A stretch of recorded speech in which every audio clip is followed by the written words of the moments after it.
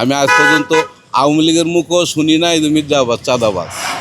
ধানের শীষ এবং শাপলাকলিতে হাড্ডাহাড্ডি লড়াই হবে। নাসিরুদ্দিন পাটোয়ারি ছিল একটা শিশু, মির্জা আব্বাস একটা বড় মাপের একটা লিডার, যিনি তারেক রহমানের কাছাকাছি আছেন। উসমানাদি বিচার নাসিরুদ্দিন পাটোয়ারি করতে পারে। দুইজনও তো দিয়ে দেখছি আগে, মেম্বারও দিয়েছি, অমলকে দিয়েছি। এই 17 বছরতে কিছু তো পাইলাম না। আমার যেটা থিওরি ওইটা আমি নার পক্ষে আছি, এছাড়া আমার কোনো ইয়ে নেই। রাজধানীতে ভোটের মাঠে খুবই গুরুত্বপূর্ণ একটি আসন ঢাকা ৮। এই আসনে বিএনপি থেকে রয়েছেন মির্জা আব্বাস এবং 11 দলীয় সমর্থিত প্রার্থী রয়েছেন নাসিরুদ্দিন পাটোয়ারি। ভোটের মাঠে কে লড়াইয়ে এগিয়ে রয়েছেন সেটি জানার চেষ্টা করব এখানকার ভোটারদের সঙ্গে কথা বলে। আমাদের সঙ্গেই থাকুন। জনগণ আসলে যাকে চায় তাকেই ভোট দিবে, এটা তো জনগণের উপরে পুরোপুরি নির্ভর করে। হ্যাঁ, তো এখন দেখা যাক, নির্বাচন তো আমাদের খুব কাছেই। ওসমান হাদির যদি দেখা গেছে যে মৃত্যুতে অনেকে বুঝতে পারে যে আসলে জনগণের জন্য কে ভালো হবে তাকেই ভোট দিবে। এখন এটা আসলে আমি মন্তব্য করতে চাচ্ছি না, কারণ কি এটা রাজনৈতিক ইয়া তো। কারণ এই দেশে দেখা গেছে যে কোনো জিনিস নিয়ে মন্তব্য করলেই সে বিভিন্ন মানুষের টার্গেট হয়ে যায়। হ্যাঁ, তো আমি আসলে চাচ্ছি না যে টার্গেট হতে কারো। কাকে দেওয়া যায় দেখি, জয়পুরতে যায় আছে তাকে দিব ভোট।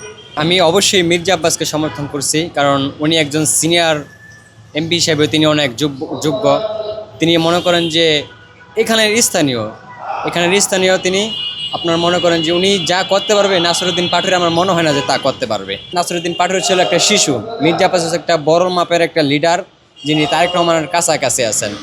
ধানের শীষ এবং শাপলাকলিতে হাড্ডাহাড্ডি লড়াই হবে। জিতার সম্ভাবনা আপনার দুজনেরই আছে, কিন্তু এখন জয়ী করাটা বলাটা বড় মুশকিল।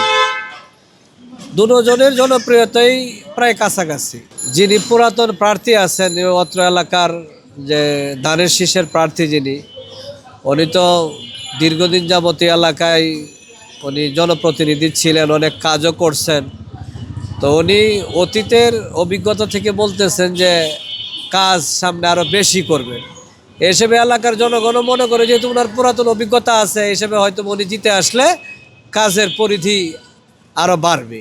এনসিপির যিনি নতুন আছেন, উনি যেহেতু নতুন, অনেক ভোটাররা ওনার ব্যাপারে একটু সংশয় যে উনি কাজ কতটুকু করতে পারবে না পারবে। আর অত্র এলাকার জনগণের বেশিরভাগেরই ধারণা যে এবার সরকার গঠন বিএনপি করবে। উসমানাদি বিচার নাসিরুদ্দিন পাটোয়ারি করতে পারে। ওরাই দিতে হবে নাসির, আমাদের পক্ষে ওরাই দিব আমরা। না, এখন আমার কোনো নির্ধারিত কোনো ইয়ে হয় না। আপনাদের 28 আসলে কি সমস্যা রয়েছে? আমার যেটা থিওরি ওইটা আমি নার পক্ষে আছি, এছাড়া আমার কোনো ইয়ে নেই। তরলভাবে তো বলতে পারি না অমুকের দিব অমুকের দিব। যাই হোক, দুইজনও তো দিয়ে দেখছি আগে, মেম্বারও দিয়েছি, অমলকে দিয়েছি। এই 17 বছরতে কিছু তো পাইলাম না। এখন থেকে শেষ ম্যাচে জামাতে দিয়ে মির্জা আব্বাস উনি হয়েছে ৮ আসনের প্রার্থী।